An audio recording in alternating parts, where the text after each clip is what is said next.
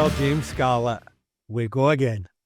Yes, mate, we do. Let's fucking go. It's hopefully you're listening to this at 6 a.m, people, because we've got an Arctangent band announcement that no one is going to know about until 10 a.m.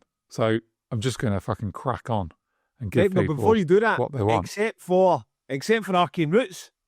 So yeah, explain that bit to us, because I'm coming onto this morning and suddenly someone's on the group saying Arcane Roots appear to have been leaked by Radio 1.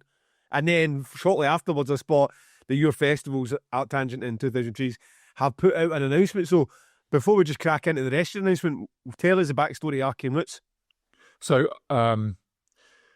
well, the Arcane Roots booking has been done for months and months and months.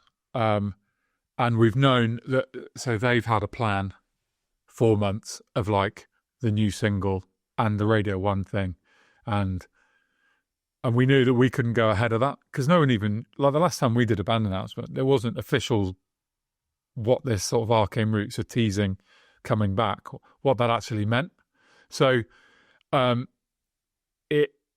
was kind of like we had to just roll with it. And last week we knew that there was a good chance that the news would get leaked on Radio 1. And you don't turn down Radio 1. You're basically like, It's effectively, it's not a leak, is it? It's basically, yeah, no, it's not. We'll take it if it comes. Yeah. So today is Tuesday as we record. We had artwork ready to go this morning, which has now gone out. But we kind of knew, I sort of knew that when I woke up this morning, I would see online that Arcane Roots are playing the festivals. And I did. So that was cool. And I messaged their manager, Matt, to ask if he had the timestamp for Radio 1. So I went straight to it and listened to it.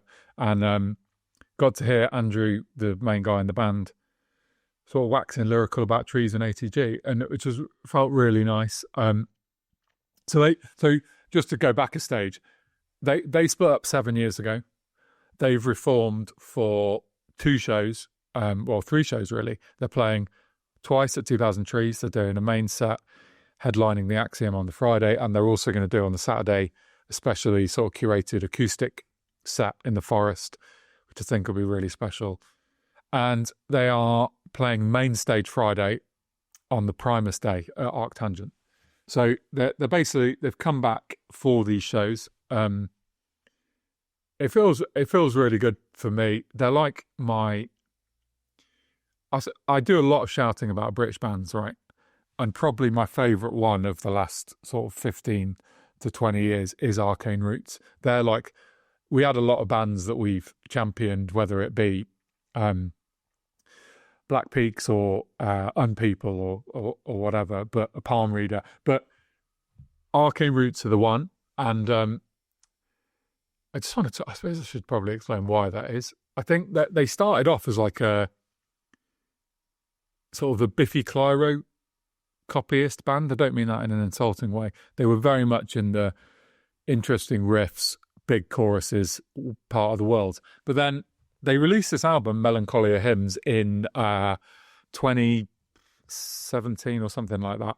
And it really, I felt like it blew all that out of the water. So they're now a, they're sort of prog-like Muse, and they're interesting like Radiohead, and they're at times a bit mad like the Mars Volta. They still have big riffs. They still have fucking massive hooky melodies, but they're a much more interesting band. And I was really pleased when so I got sent this new song that they released today, a few months ago, and it's on the same vein as the album Melancholia Hymns. So I did this. I know you like my lists, Gav. So I looked back. I did before I had a podcast, and I didn't even put this on social media. I worked out what my favourite albums of the 2010s were. Album of the decade. Because why? If you're not going to social media, you don't have a podcast, the people at the pub don't like you.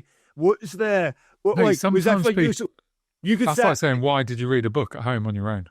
I know, but you read the book to take the information in from the book. You already know the information. You're giving the information to the book.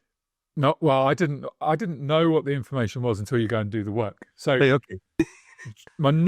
So I did my albums decade list. My number 1 in that year was Mariner, and my number 2 was Melancholia Hymns by Arcane Roots in that decade. So that is how high I see this. My top 10 had like Converge, Neurosis, Faith No More. It's a fucking stacked list. and this album was number Is it 2. on it? That's how fucking good it is. They Mate, are not just... Listen, I want just because I'm not just letting that Mariner bit slide. I mean, I knew you liked Cult Honor, and I knew you thought the Mariner was good. I never knew for a second that you felt that strongly about Mariner. When I'm sitting on here, I'm going like, it is the best post metal album ever written. Are you up there with me? Are you sitting in that treetop with me with that? I am, but I think my albums of all time list is going to surprise people, and we probably shouldn't talk about that now. But yeah, I mean, Mariner is that good. I am with you in that decade of some great albums. I mean, Neurosis released Honor, Found and Decay, I think it's called. Fucking brilliant album. I love that Converge album. All We Love, We Left Behind. That's not quite right, is it? I guess I'll be Faith No More. That Faith No More album was Sol Invictus, brilliant. But this is better than all of those albums apart from Mariner in my listening. So, okay. But yeah, Mariner, fuck yeah. So look, how did I guess I should just quickly mention, how did the booking even happen? How did this come about? So Matt does our press for Trees and ATG.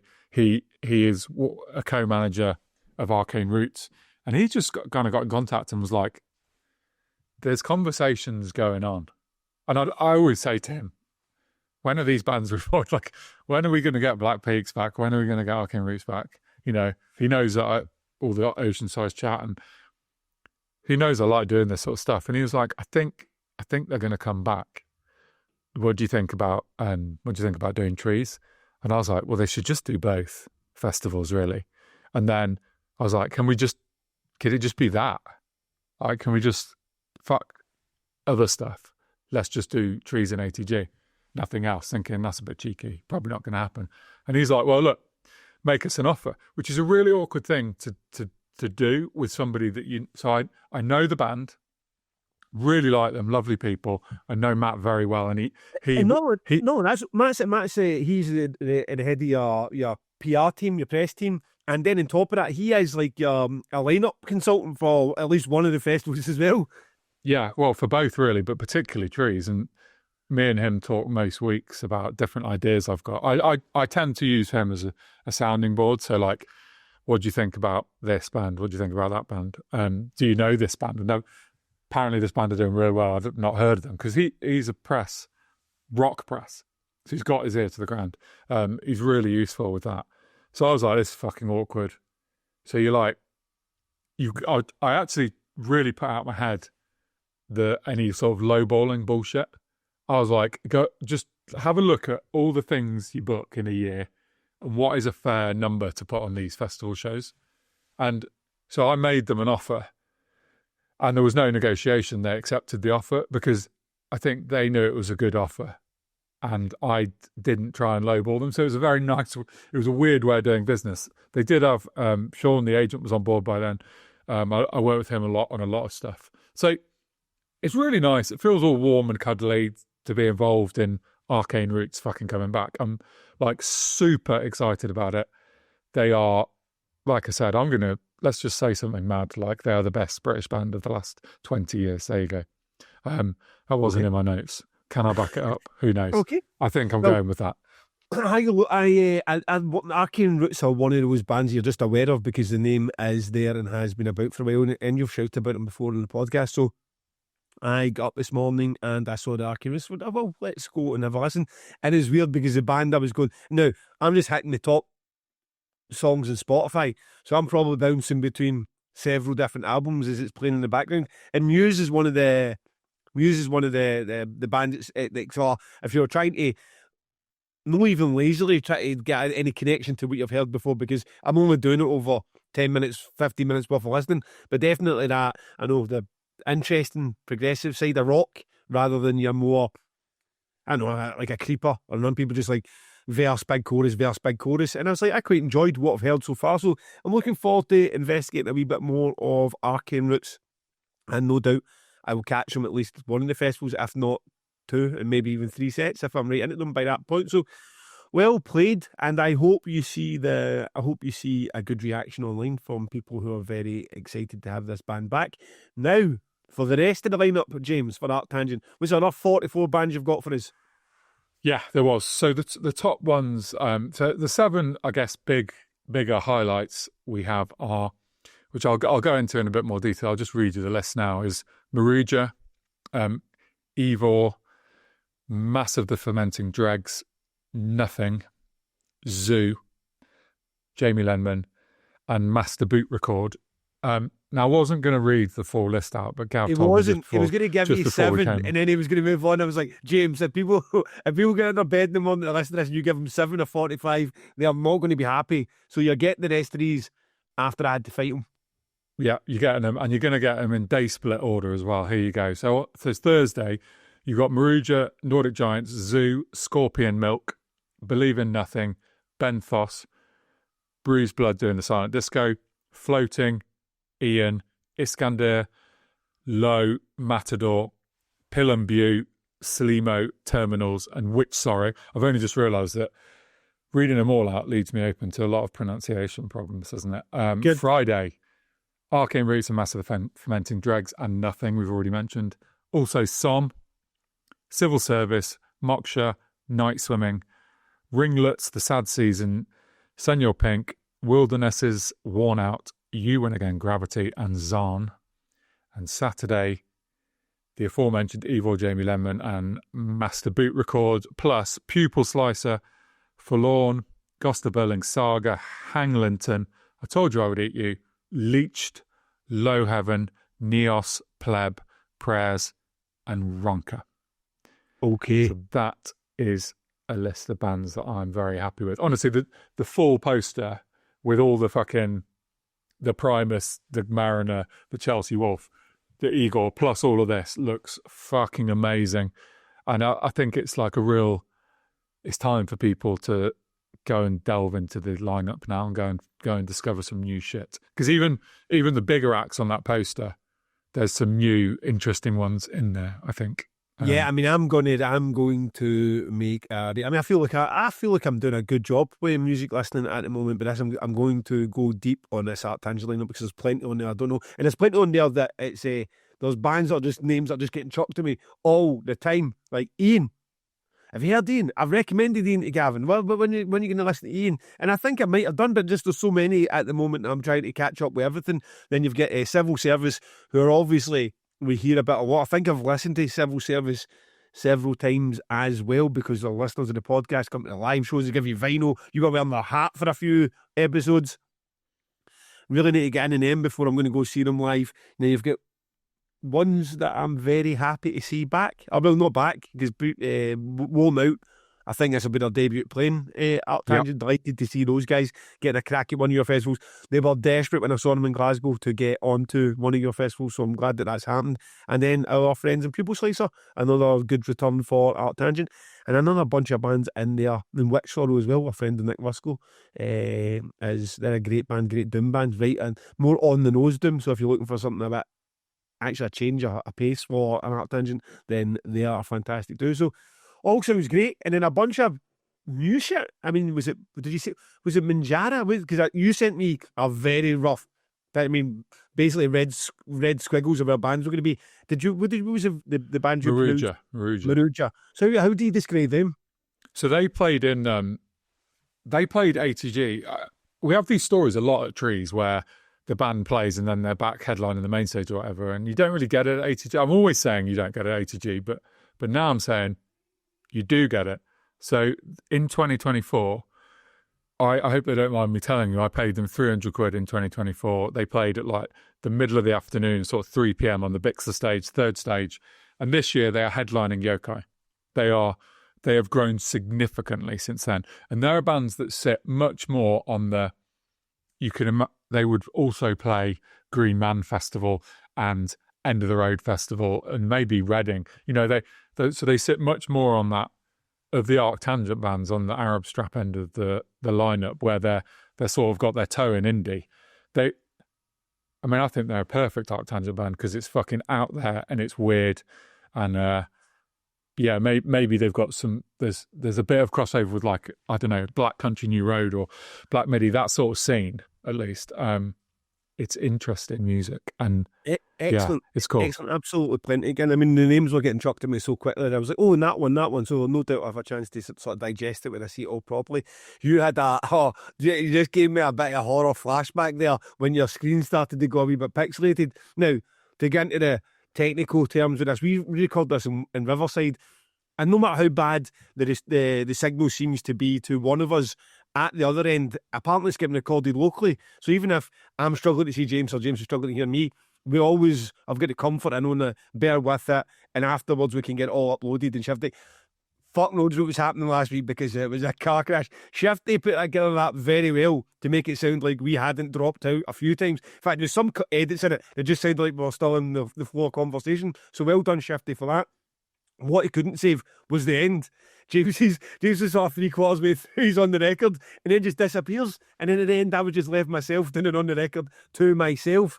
So there was a wee interlude there that you just had a wee bit of frozen screen that gave me that flashback of last week's episode. Please stick with us, Wi-Fi in Bristol.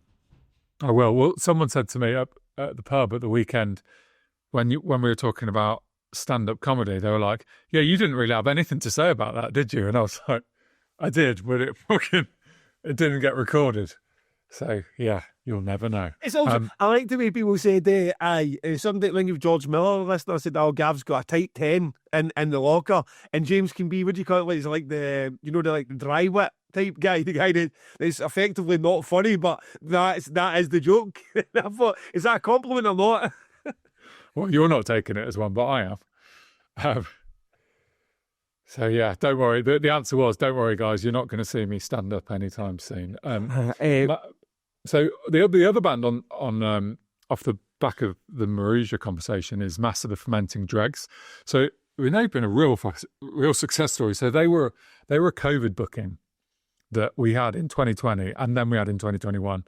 Neither of those happened, and they finally played our fourth stage, the PX3, in 2022. And paid them 450 quid. And they have just done an entire UK tour that has sold out.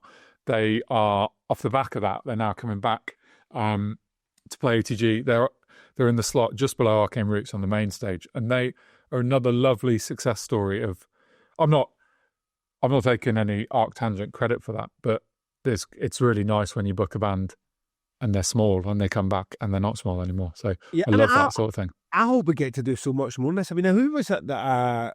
I see that to agents too. I mean, in fact, actually, I said it direct to Conjurer.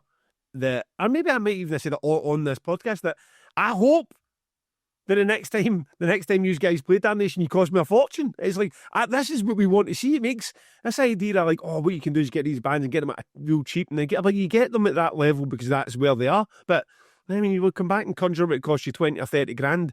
You'd be like, right, fucking brilliant. I mean, somebody's getting 20 or 30 grand, so if Contractor are doing the numbers, then let's go. So I'd love to see. I mean, I suppose we touched it where you get your green lungs and your blood incantations. I mean, that's Crowbar tour at the minute. I mean, if it's sold at the garage, if it's actually the Glasgow garage, like 700-800 capacity, and Crowbar have sold out, that's fucking brilliant. I mean, wow. Crowbar seemed like one of those bands that just forever stuck in the... I mean, they played the garage and that before, but it was always like co-headline tours with, I don't know, a Hatebreed or Raging Speedhorn or someone when they were big. Crowbar just on their own going and doing that and then selling out they kind of venues across. And is it the Electric Ballroom in London, I think, is so it had 1,500 tickets. I mean, yeah. Great. Let's see. I mean, that's not a wee band that's just popped up. I mean, they've been there for 30 years, but just great. I mean, if this is what the finally takes, I don't know if that's a TikTok thing or with alongside it's like the Deftones thing, isn't it? I mean, not on the same scale, but it's like, what have Crowbar done to suddenly get bigger? But what happens to everyone when you do get like for it? You don't know anything about Limp Bizkit, Slipknot, and then you get exposed to it through TikTok, and then like.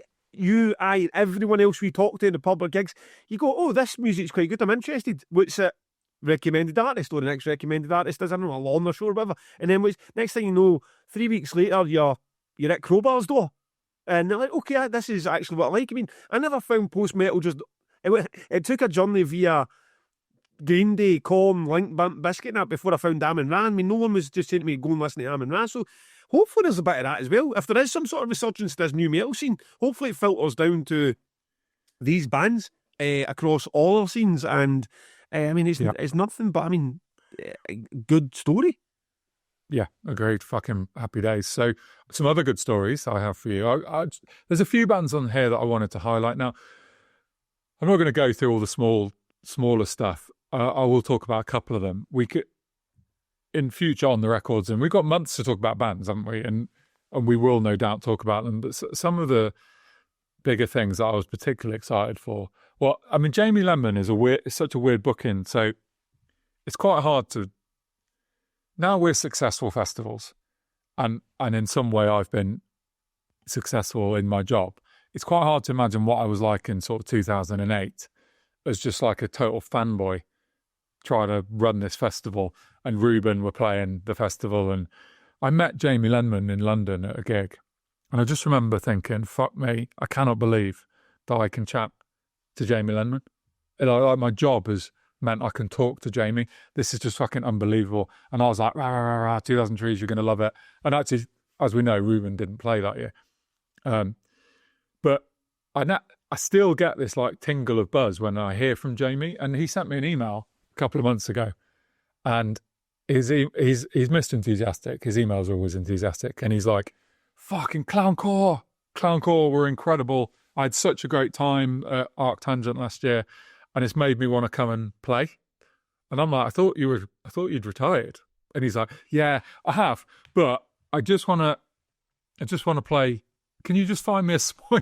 He's like, can you find me a small slot? So it was the opposite of like every other thing in the music industry where everyone wants something bigger than they deserve. He wants something smaller than he should get. And he's just like, I just want to come and play. I'm going to do a shortish set of whatever I want to do, and I don't want it to be precious. I just want to fucking come and do it. And I was like, yeah. I mean, I love that. It's like a guy who's like one of my musical heroes, just asking, could he just come and play? So the answer, Jamie, is yes. So yeah, a lot of people will be thinking, I thought Jamie had gone. So it's pretty cool that he's back. And what can you tell the point? What are you doing with him? I mean, are you like, okay, you could be higher up the main stage, but I'm still slap you on the main stage because you're Jamie Lenman, or what? Yeah, no, it's going to be Bix there, and it's not like headline slot or anything. So yeah, he's asked for a small slot, so I've given him one. Yeah, okay. So it's going to be packed basically. It'll be busy. It'll be busy. That's brilliant. That's things you love about the music industry, part 2. Yeah, it's good. Other stuff that I would highlight, which is some of these bands have never played ATG before. So Ivor, which is another lovely /O for us. Actually, so it's pronounced Ivor. So a bit of a left field choice. If you're a fan of Heilung or Wardruna, you're going to love this. It's got that Nordic folk thing going on, but it's been embraced by the metal community. Ivor she is doing a ton of tickets. It's popular.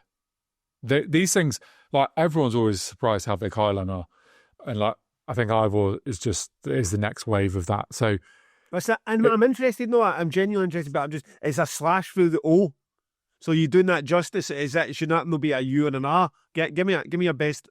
Give me it. I'm sticking with Ivor. Right, okay. People, you love a pronunciation. I'm not even fucking having a stab at it. If you were going to pronounce it as you think a /O should be pronounced, Gav, how would you pronounce it?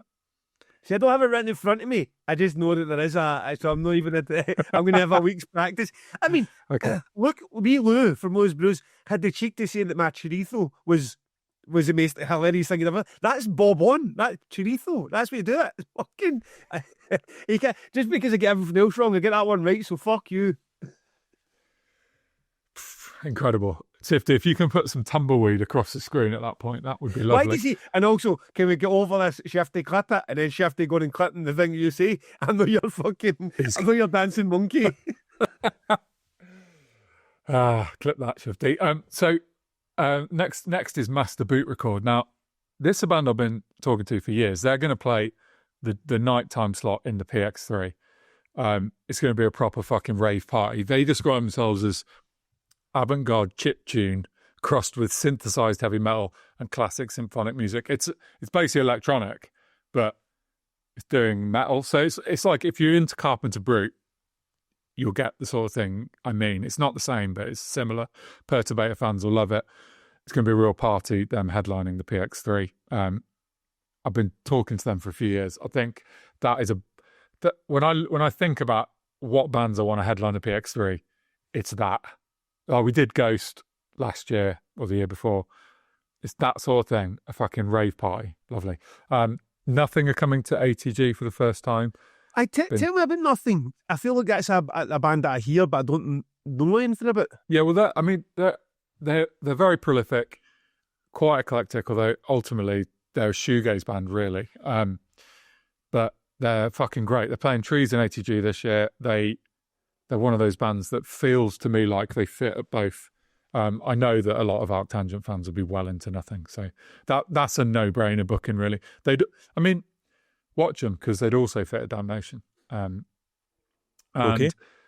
There's a band called Zoo, ZU, who played ATG years and years ago, and I'd kind of forgotten about them. And then they released a new album in January, and I listened to it. It's fucking great.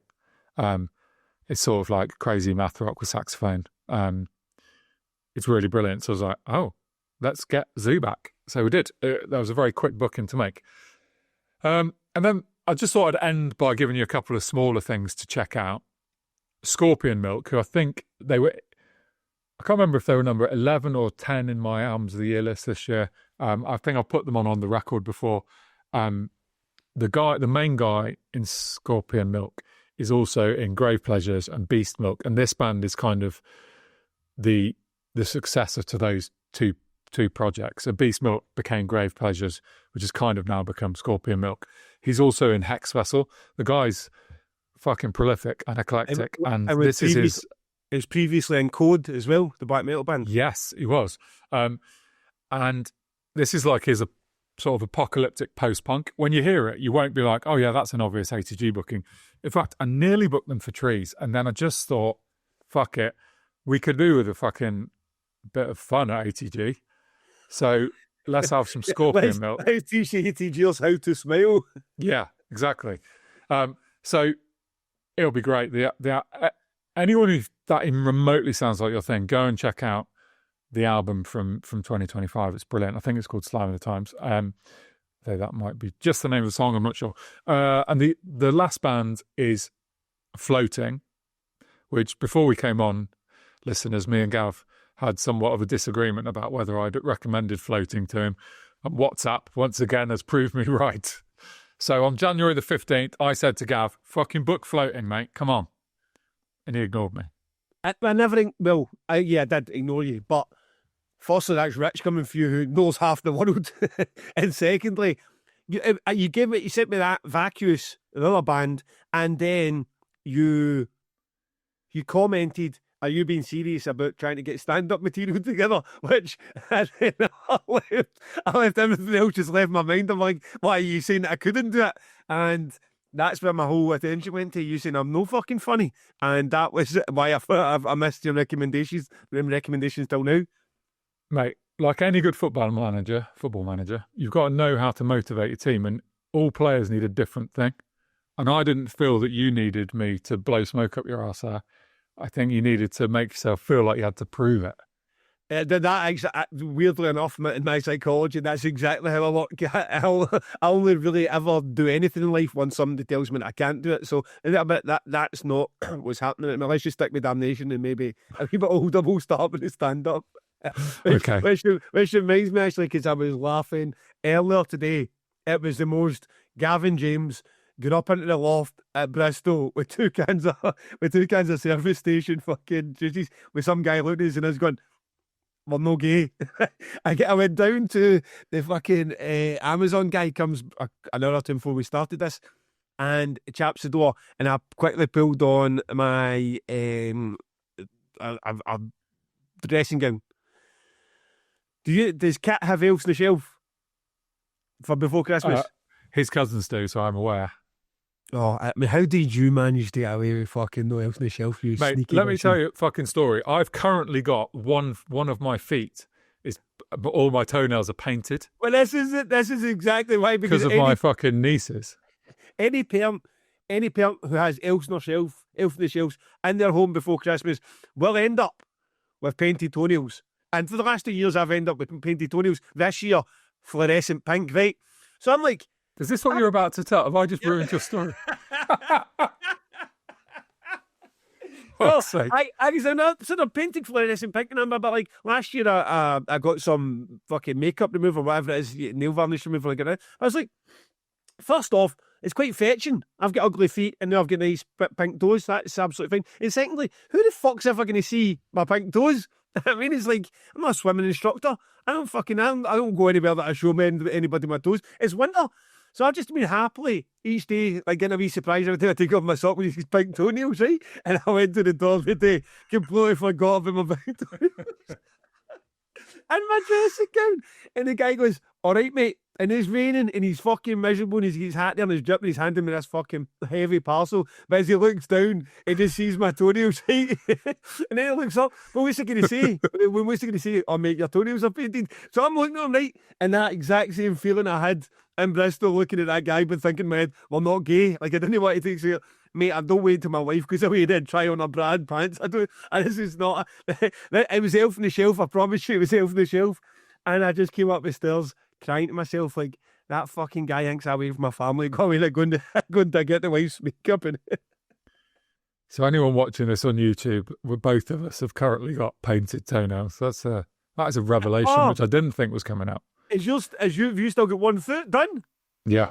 Mate, that's a baller move. A lesser man would wash that off. A lesser man would feel self-conscious about that. Here I am showing the Amazon driver.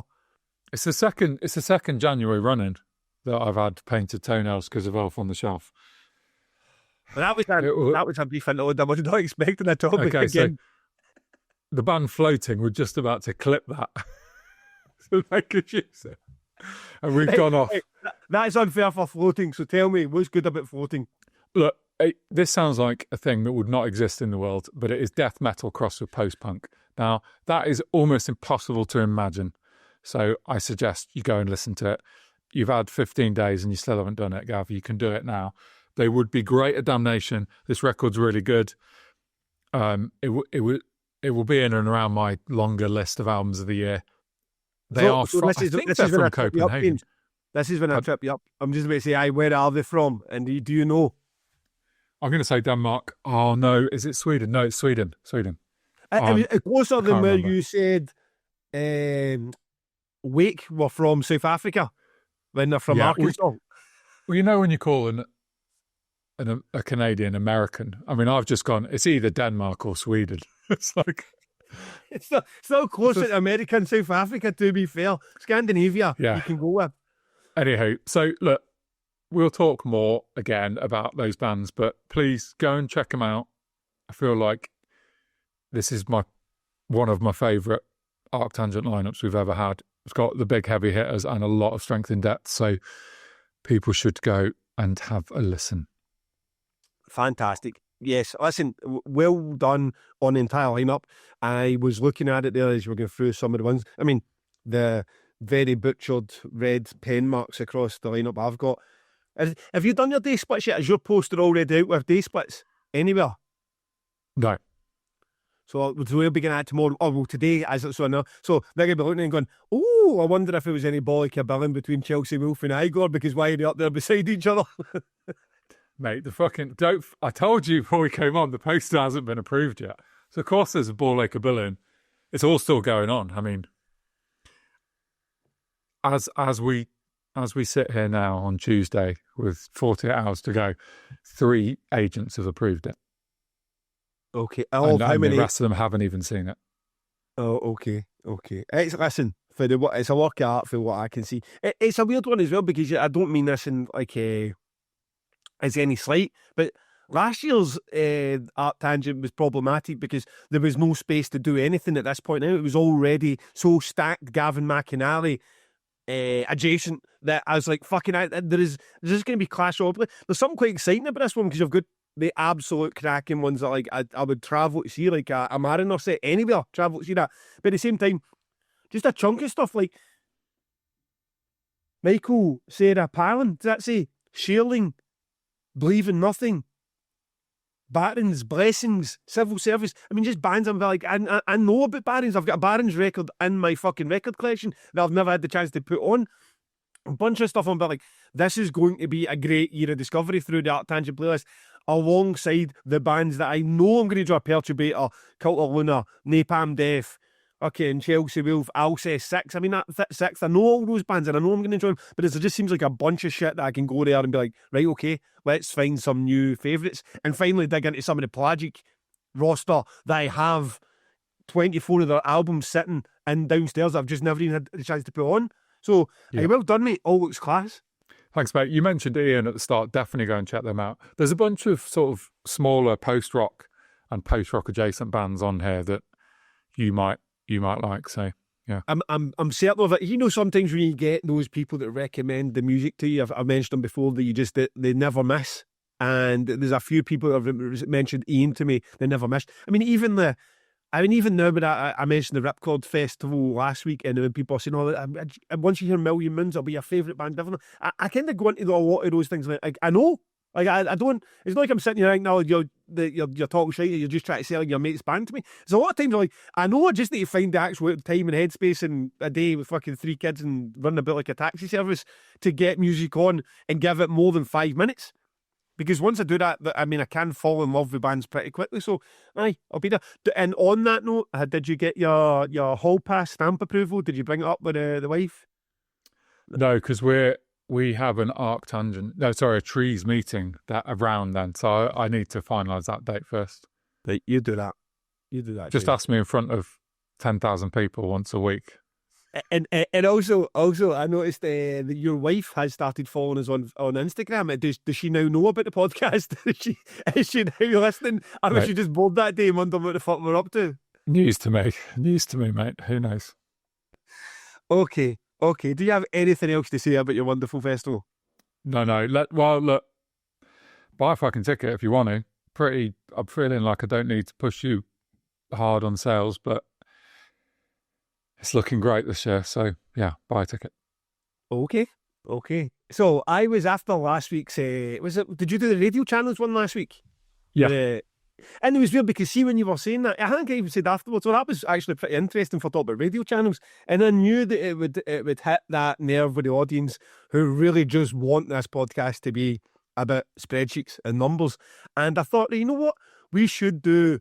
Like, how dull can you go? What's the dullest thing you can say until somebody goes, no, please, just stop? And we should have like 3 wee segments or 3 wee bits each week to go 3 on 3 of what's not to replace your factory week. Your factory week's to be exciting and captivating, but really, what's a detail you can find about your festival that's as dull as can be, and then go, right, here's 3 things, you come back at me at three things. You haven't prepared this for this week, but is that a challenge you're willing to accept for next week? Yeah, I feel like the overlap with Fact of the Week is really unfair to me, to be honest. But you should be making your factory week dull. Well, I mean, I don't think people find anything dull, do they? So okay, well let's attempt. I am now trying my best to find 3 dull facts about Damnation. Dull fact 1: we have 12 radios. Of those 12 radios, they go to me, Paul, Angela, Callum, Marios, the 3 stage artist liaisons, show rep, the merch tent, and the head of the volunteer crew. I don't use my radio because I don't like it. The banners bill for this year, so when you see the ones that say cloakroom, urinals, merch tent, the bit that were done like they sit on the small ped barrier, we had 62 of those made. The bill was £2,233.96. And we begin the setup at Damnation on Wednesday, and that largely consists of just lifting non-perishable goods up into dressing rooms and hoping that suppliers are going to show up. Simple as that, James. Pretty dull. I think it makes a nice sort of contrast to the Fact of the Week. You doing it, but I want 3 dull stats next week. I want to hear them. Okay, we'll see. What else has been going on this week? I still actually been nagged before you get to yours. What else have I been doing? I have. Not so much me personally. There was a lot of personal, like, just fun shit in the last week rather than working. It was my son's birthday that not only took me off the dry January wagon. I mean, he just sent me in a different derailment I mean, done a fucking ditch off a mountain into the sea. So I have had a wet January since about Thursday last week, and then I was up the hills of mountains of Scotland, sledging and snowboarding, and there's been a lot of. He's 17 now, so I had to go and organise to get my car, and then. But is that snow there all year round, all winter? I mean, do you have to wait for the snow, or is that you can go sledging whenever you want? I mean, I don't know the exact, but this has not been a snowy winter, and I've been up there before, and from the ski lift at the bottom, the snow was there. We had to go up the mountain to get to the snow, and then you can go ski lifts up further for the professional skiers and snowboarders. I think it's there for a good chunk of the year. I don't know about summer, but it's good there for a good chunk of the year. So there's people fucking skiing up there. Is it hairy skiing, or anyone can go skiing? No, I mean, I think they want you, by the time you're getting up to a third ski lift, to be like, you know what you're doing here, don't you? But, I mean, everyone coming down is very capable, and it's... I mean, my son, he was snowboarding, my brother was snowboarding, and my daughter with her pal, she went to a ski trip to Italy last year, the year before, so they all had the basics, and they all went up and managed it. I think it's pretty decent standard. I mean, I was sitting in a bag of plastic and doing a wee hill on a sledge. So... my school never, strange enough, my school never took me ski trips to Italy. I think we went to Alton Towers once, and then it never happened again. So, that was great. And yesterday I was sorting out a car for Niall, and then was it last night in his first run about a car park, getting his first. This is how, because everything's electric now as well. So it's just like you press that, it's a go-kart. Press that one, you go. You press that one, you stop. Make sure you use the steering wheel. And I think if he learns in an automatic, I mean, fucking the most difficult bit of driving, it starts the gear stick in it. So we'll see how that goes. Otherwise, we've had great sales on the hoodies we were wearing last week. We have sold out the Two Promoters hoodies in small, double XL, triple XL. There's very few left in medium, large, and XL. If you want one of those, grab it. It's a Branca Studio design with a skull with the earphones on, Two Promoters, One Pod. We won't print any more of that design. We'll get another amazing design, and that'll be the next run of hoodies. Thank you to everyone who has spotted that. A bit more of the t-shirts left. If you want, the t-shirts are still available in maybe all the sizes, so you can go and get them. And talking about things selling fast, the We Lost the Sea tour is back to flying again. I think there was a wee break there over Christmas now I expect... I mean, Bristol's on the brink. Bristol's on the brink of selling out. So that, you know that venue. We've had big bands in that venue, and that is... on the brink of selling it. Manchester is on fire. Glasgow, at the minute, there's two ways you can have Slay. You can have it the way we had Two Promoters, One Pod, or the way that I saw LLNN, the Pupil Slice of the Walnut package, in which case it's got sort of divided slightly with the curtain. If that capacity, there's about 100 tickets left for Glasgow. Once you remove that, you can increase it a little, but either way, that Slay's going to be absolutely packed. Manchester's going to be sold out. I mean, I imagine Slay will sell out as well. Bristol, there is no doubt that Bristol's going to sell out. Nottingham's going to sell out. And they're doing a great done on... I mean, for a band that size to try the electric ballroom, that capacity, it's pretty mad. And they are making headway. They will definitely, easily clear any sales they've done in London before. I mean, I'd imagine that next couple of weeks. And it's just fucking great. It's great to see. So I am all in that, and I excitedly check the ticket sales for the We Lost the Sea tour more regular than I do the Damnation. And it's like one of them I can get rich with, and one of them I can make a wee bit of money with. So I don't know what I'm doing with that, but I am fucking buzzing basically about this whole tour. Good. And that is... I was under the impression that you were coming to Bristol on a Saturday night, but I was told that the We Lost the Sea... I don't know why I don't fucking just check this for myself, but what day is the Bristol show? Talk to me. When are you coming? Talk about just leaving me like that right on... You do that to me all the fucking time, mate. Don't worry, mate. But the thing is, we are prepared for this, right? I would be good. So May 22nd is when it starts in Nottingham in the Rescue Room. So May the 22nd is a Friday, and then they'll go Saturday London, Sunday Manchester, Monday Glasgow, Tuesday Bristol. Okay, we party on a Tuesday. I was inviting people at the week. I was inviting people down. Come for it's a Saturday night. Come for the weekend. It's not a Saturday, man. No, and that now you think of it, that makes complete sense, because I mean, London and the size of that venue, they wanted the Saturday, and then the rest of the UK probably fell into line of the availability of what they could get in London. So, For those who, I don't know, just showed up to this podcast now, it's the first national tour that we are promoting. It's to Promoters One Pod. It has the incredible We Lost to Sea, best post-rock band in the world, with the unbelievably incredible Overhead Albatross and Dim Skewer, who have now surpassed 20,000 monthly listeners on Spotify. So they're away in their own wee world at the minute, fucking Dim Skewer. So, aye, things just seem to go from great to better for that band. Go and grab the tickets.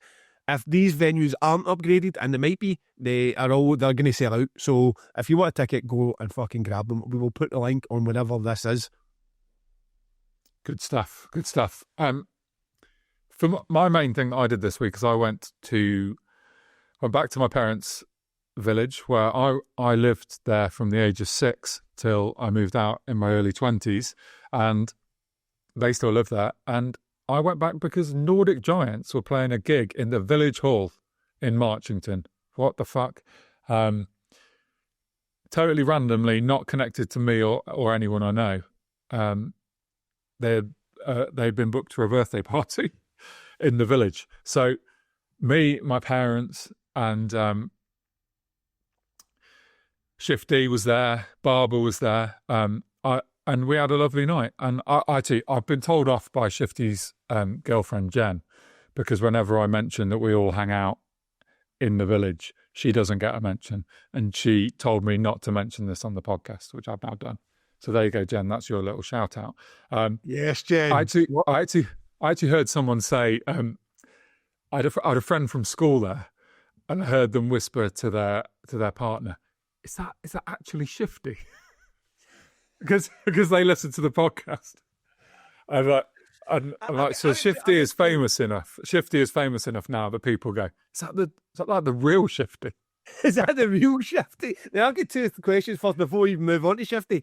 How much money's in this village that people are booking fucking Nordic Giants for a birthday party? And secondly, did you just gatecrash somebody else's birthday party? Yeah. So our friend Barbara just sorted his tickets.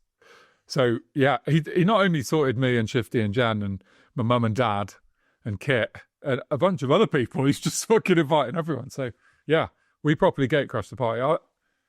It was very nice of them to let us in, and I've said they can come to Trees Ready to Cheer if they want to. But look, Nordic Giants, as only they can do, they managed to turn a village hall into a Nordic Giants show. I mean, the first time I ever saw Nordic Giants was at the Great Escape, and it was outdoors at night, and they literally just set up their shit and their own screens and did their show, and that they're still able to pull that off. They're so self-contained.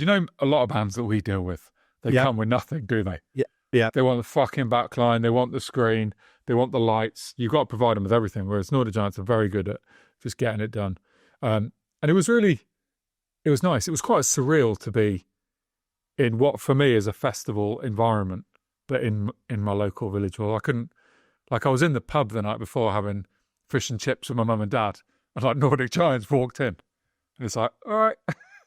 It's weird. It's just it's not the. I can't really explain it. It's just not what you're supposed to be. And if what you're saying about Nordic Giants as well, because my first experience of that band ever was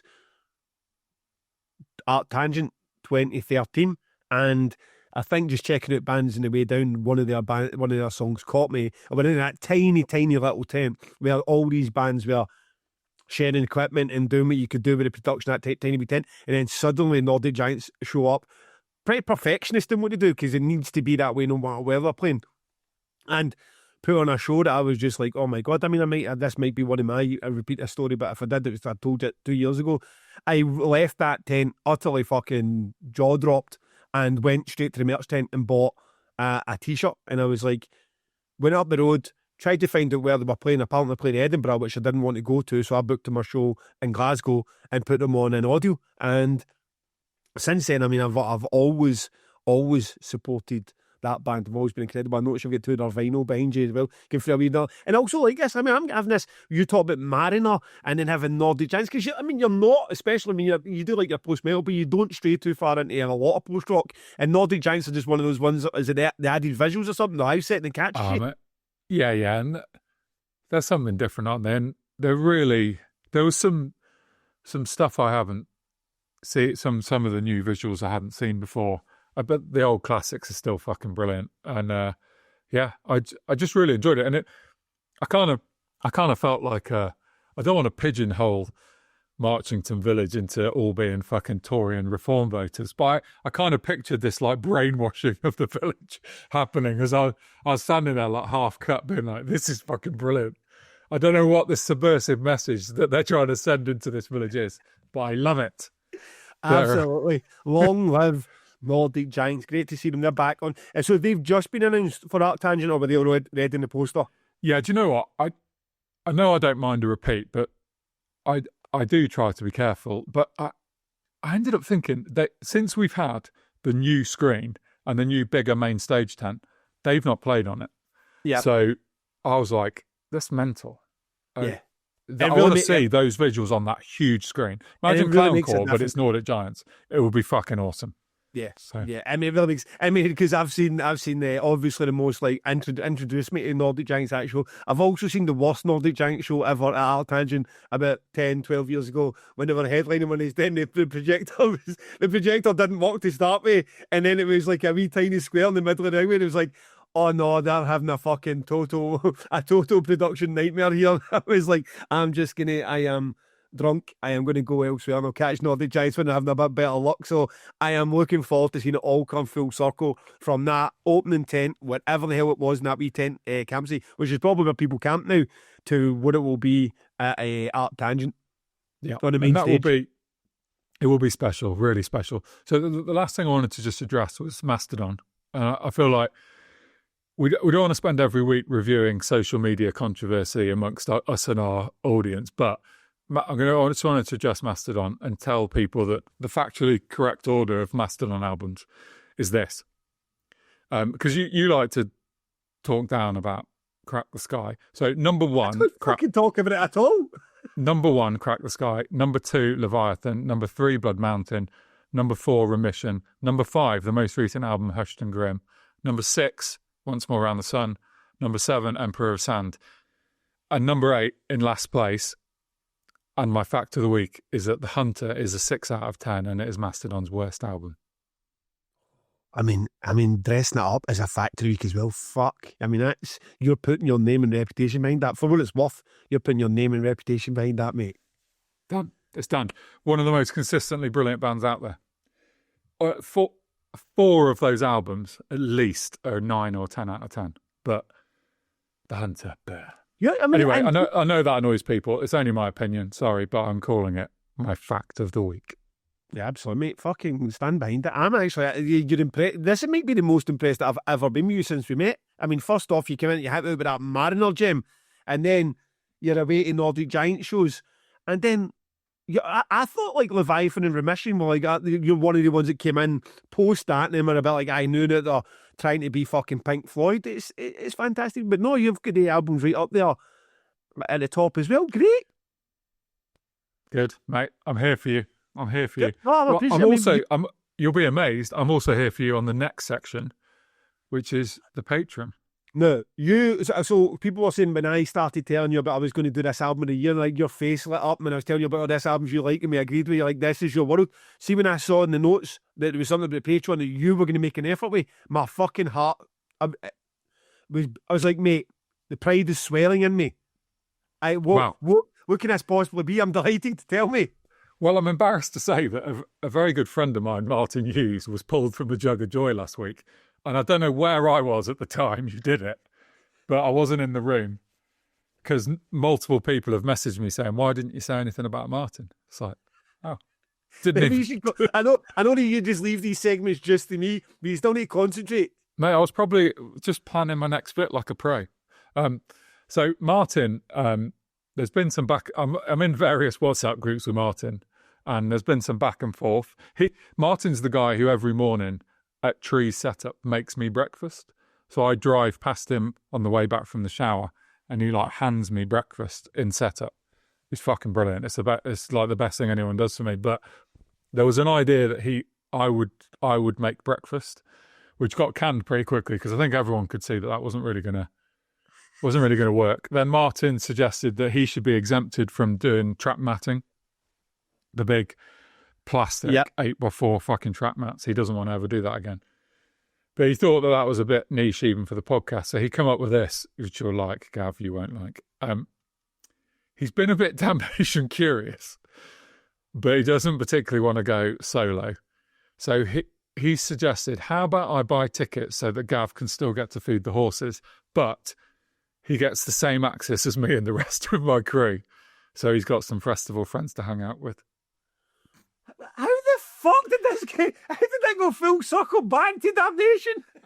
You're in a WhatsApp group with this guy. There is nothing he could take from you. There was nothing he could take. He still. And what was the dig with the horses? I'm getting slagged off. I'm just mate. I'm just reading his message out. Have you ever seen the film Devil's Advocate? And Al Pacino saying to fucking Keanu Reeves, the greatest trick the devil ever played, they didn't exist. That is you convinced the world I'm the rich one in this podcast. I mean, one of us had a crangbot phase to the age of 21 and went to Cambodia, and one went his first holiday to Spain in a double-decker bus and grew up in a council estate, and I'm the one feeding the fucking horses. It's like, fucking hell. That is class. Absolutely class. I don't know how you've convinced the world that this is how this setup is, but okay. And mate, I'm not winning this. Fucking, I swear to God, this Patreon and Super Sub, the jug of joy, the whole lot of it, costing me thousands. It's like he's actually going to buy a ticket. So yes, you can. Yes, I mean, fucking James could just blag you anyway, but I am going to make it official. And yes, you can have the same access as James Scarlett has around and his merry band of men, including fucking Mad Barber, at my festival. I mean, have at it, Martin Hughes. For your big pal there, who never even noticed it was you getting pulled out, and it still came back to me. That's incredible. So look, if anyone wants to support us, this is the sort of fun you can have on Patreon. So yeah, hit us up. Well, let's see if I can get another friend of yours to the WhatsApp group, and we are going to go with do you know Martin Porter?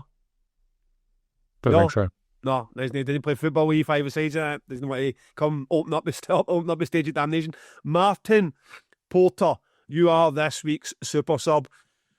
Have at it, mate. We're all in. If you want, and as James says, you want to support the podcast, we don't put anything behind a paywall. We don't put Patreon special episodes out. We don't do anything. We're not going to give people for free, which is obviously gives you no reason to support a podcast in the way you would get with any other podcast. What we do is we actually give shit away for those who donate anything to the podcast. So we're maybe doing this a wee bit backwards, or I certainly am. I mean, it's working for Shifty and James, but I'm certainly doing it backwards.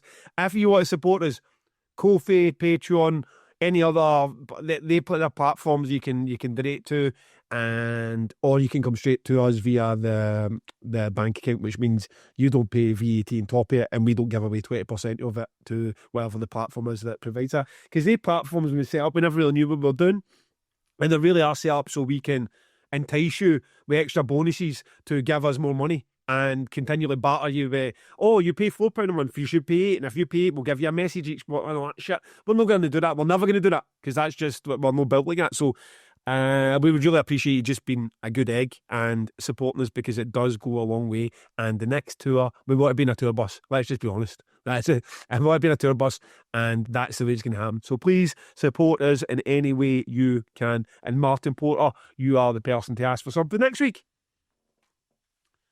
Great stuff. I saw merch. Now, Megadeth. What is there to say? I fucking have never listened to a Megadeth album in my life. And I'm not like here to say like, I bet you Rust in Peace isn't as wonderful as thrash fans think it is. Maybe it is. Maybe it is as wonderful. And good for you guys. I hope you enjoy it. But I don't want Megadeth to be part of my life. And I know the reason why now. I listened to 3 songs of the album that just came out. And you never even done it justice of how terrible Let There Be Shred was. That first song, Tipping Point, is it? And he's just shouting, Tipping Point. And he goes, you push me, I push you back. Tipping point, tipping point. I'm like, man, this is fucking atrocious. This is the worst thing I've ever heard in my entire life. And I don't know why this is part of ISO's merch stream, right? So we'll start that bit after this. I just want to tell you. Don't buy it. I just want to fucking tell you that, oh my God, How did anyone? How did it? But he has. I get he got total control over his band. It'll be Dave Mustaine and whoever he says. But is there no one in his life? Like his wife, his manager, the record label owner. There's no one go like, mate, you can't. You're just getting words and then rhyming it whatever comes. Just because you say good doesn't mean the next word needs to be rude. I mean, it's like, yeah, like we can walk. We don't need to do this, Dave. Like the music behind it's actually very talented. Why are you putting these lyrics? You push me, I'll push you back. Tipping point, tipping point. Fucking God banged me in the head, and then I said the blood was red, so let me shred. I mean, like, what are you doing, Dave? This is tough to listen. There's no way you could ever sit and listen to it. This is not a podcast opinion. This is Gavin McAnally's personal opinion. Oh, even more controversial. Are you back? You support this new record? I'm going to give it its time. I'm not prepared. I tell you what, when I put it on and I listen to the music, I think, fuck yeah, they are giving it. They're giving it the absolute beans. They've done some absolute shit over the years, and this is not shit. Now, I'm going to reserve judgment until I've actually had a proper couple of weeks of listening, which is coming up. You've got a better ability of separating what words are saying. They don't need to matter to you whatsoever. So like when Liam Gallagher was finally allowed to do some racing, he was done Little James, and he goes something about plasticine where you're jumping on your trampoline. You were a bit like, well, if the music behind it's good, then I can put up with this. Mate, if Charger was singing that, you wouldn't bother about it. That's true. But that's because there is no doubt that if you've got Cannibal Corpse on or Obituary or whatever, they could be singing about little pink rabbits going down the holes, and you'd be like, but you don't hear that. You go, and I'll be like, okay, well, if you're giving me the lyrics like that, I'll accept that side. I'm not supposed to know what it says. So if your lyrics are shit, and most of them might well be, then fair play. But if you're actually telling me about God's head and bed and red and let you shred, I'm going to be like, I can hear it. Am I supposed to pretend I can't? I mean, we've established in the past that you're much more lyrically focused than I am. So, look, I'm not saying I love the new Megadeth album, okay? I'm just saying I'm not making a fucking opinion on it until such time as I've properly listened to it. I know you love to give opinions on the Mars Volta before you've actually fucking listened to them. Just because I know, man. Because I know. Like I did with the Megadeth. I knew. Somebody said, wait till you hear this. And I heard it. I was like, that is everything I expected. Everything. Good musically, but just unlistenable lyrics. Have you got any more records that the listeners shouldn't buy from Eyesore merch? No, because that has nothing to do with Eyesore merch. Now, our good friends Eyesore merch support this podcast, and this week they have Megadeth, the thrash metal icons from America. And if you would like a vinyl of the fantastic new record along with a t-shirt, you can get it for $19.99 and in a merch and vinyl and merch bundle, which will be more expensive. I don't have that to hand. But more importantly, if maybe you don't think listening to Megadeth is the way forward, but you do like carrying things, they do a selection of bags. And I'm talking about very, very good bags. They've got a duffel bag there. They have got a battle tote. So like a tote bag, but done like it's like a battle vest style. And they have a rucksack.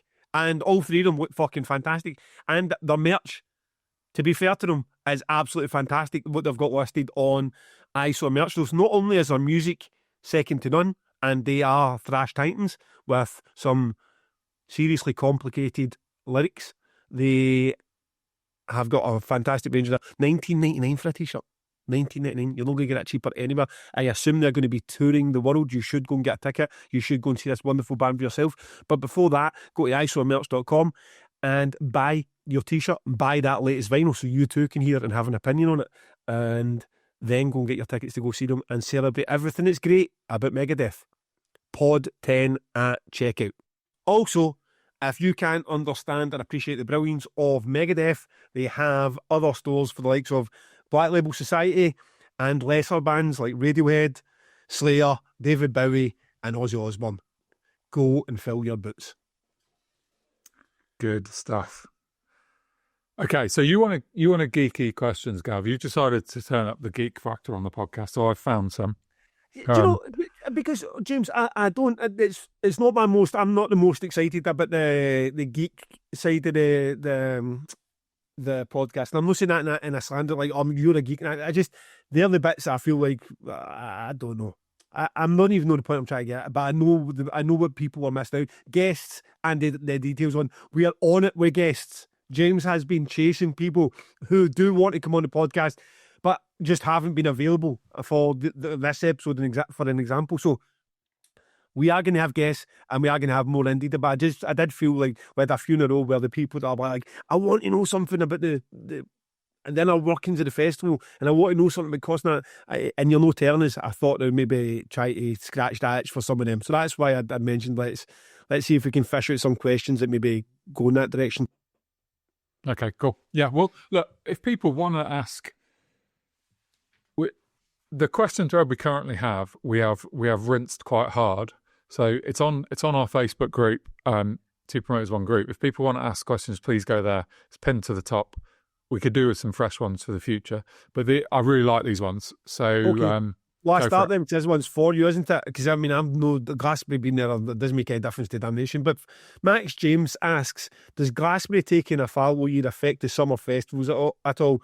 They're a big dog that moves the industry. So does them taking a year off have effect on ticket sales? Is there an opportunity to grab first timers? Does it affect prices in fencing, staging, barriers? Are there any other vendors or food or security affected? So this would be something that might affect your two festivals when you see something like Glastonbury not on the calendar that year. Yeah, good question, Max. It's something we used to think about a lot in the early days of the festival, and we don't really think about at all anymore. I don't really think we consider it anymore. I mean, for those people that don't know, Glastonbury in theory takes a fallow year every few years to let the fields recover. I always think they're sat in their fucking farmhouse with a glass of wine going, fucking fallow year, you say? What, should we just tell them it's the fields? Yeah, good idea. Right, year off it is, lads. See you next year. Which I would do if I was a multimillionaire. So I don't know if that's true or not. But I feel like when we were starting, we didn't really know much about the industry and we didn't really know much about fucking anything. We were just grasping at straws. Oh yeah, Glastonbury's not on, this will help us. But really, I think the general attitude is it can't hurt, can it? There's 100,000 people that are usually spending 300 quid a ticket plus 300 quid on food and drink to go to Glastonbury. 100,000 of them, more than 100,000 of them. They've got that money slopping around their pockets. But really, if you look at Damnation or Arctangent and even Trees, are those people is that where they're going to go, or are they going to go to Reading or end of the road? I don't know. So in terms of sales, I don't think it moves the dial anything noticeable. But the one thing I will always come back to on sales is it will never be a scientific experiment. You know, a science experiment changes one variable and then you draw a conclusion. That variable changed. Glastonbury wasn't on. So therefore we've sold more tickets. But, you know, the weather last year, the lineup this year, the competition in the marketplace, fucking what you clash with, all these things we've talked about in the past, they're what affects your sales. So fuck knows if Glastonbury, it would be mad to be like Arctangent's having its best year ever. Oh, it's because of Glastonbury. That would just be ridiculous, right? Yeah, I mean, you get a Primus fan who shows up at the first Arctangent this year who's also never been to Glastonbury and would not be either if a Primus weren't there. I mean, it's just as simple as that for one person or however many person that is. So, the ticket sales is a difficult one. This one seems a bit more scientific, as you put it. The fence and stage and barriers. There is only a finite number of portaloos and staging, and if it's all getting used up in the biggest festival in Europe or the world even, then it's less to go around for other events in the summer. Yeah, sure. No, you know, my economics degree would tell me that when you reduce demand for something, the price should come down. But that's not the reality. We use long-term contractors, you know, that have been, firstly, most of them don't work at Glastonbury. And secondly, they've been with us forever. So the pricing is, well, you start based on what was the price last year. It's not... To have market forces working, you need more. You know, there's market forces for Mars bars because there's tens of thousands of Mars bars being sold every month, so it can be affected.